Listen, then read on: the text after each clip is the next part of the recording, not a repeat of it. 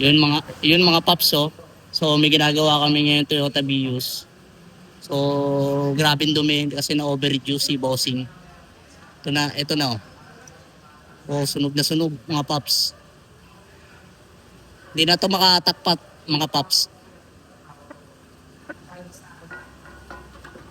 Yan, oh. Sunog na sunog. Nag-always sludge na. Yan mga paps, oh.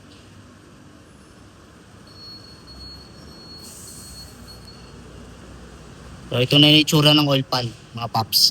Yan, oh. Kapal lang ano niya. Yan, oh. Naipon niya residue. Yan. So talagang napaka-importante na mas maaga po kayo magpalit. Mas maganda po 40,000 palit na po kayo. Siyempre para maiwasan din po natin yung pagkasira ng automatic transmission natin. So linisan na lang natin to mga paps na maigi.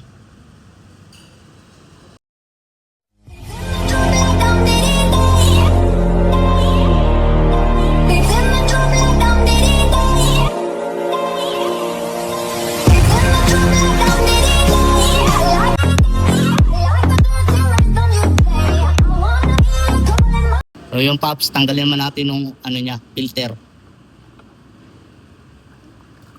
Parado na. Ito na itsura niya. Bobo.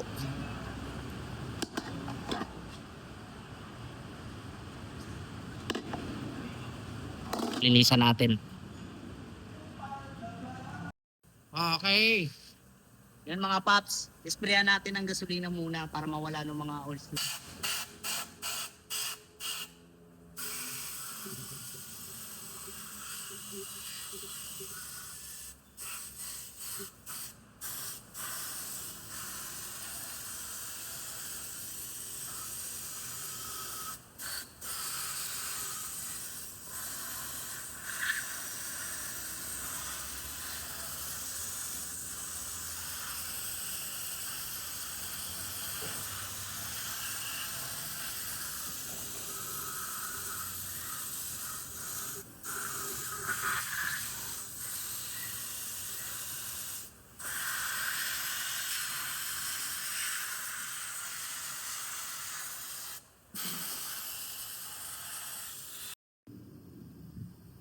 Pang final natin mga paps na panglinis, contact cleaner.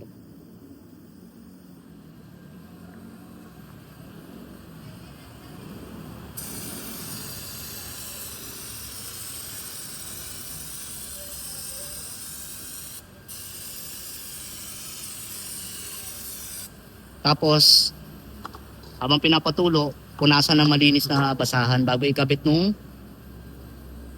bagong filter tsaka ng CVT fluid niya.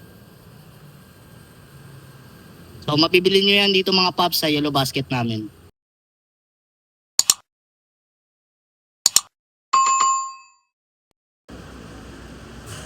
So yan mga paps, ito na nung cleaning process natin. So malinis na, wala nang oil sludge. Yan. Tapos nalinis na rin natin ng oil pan. Nalagyan na natin ng silicone gasket. So kabit naman natin tong filter at tong fluid.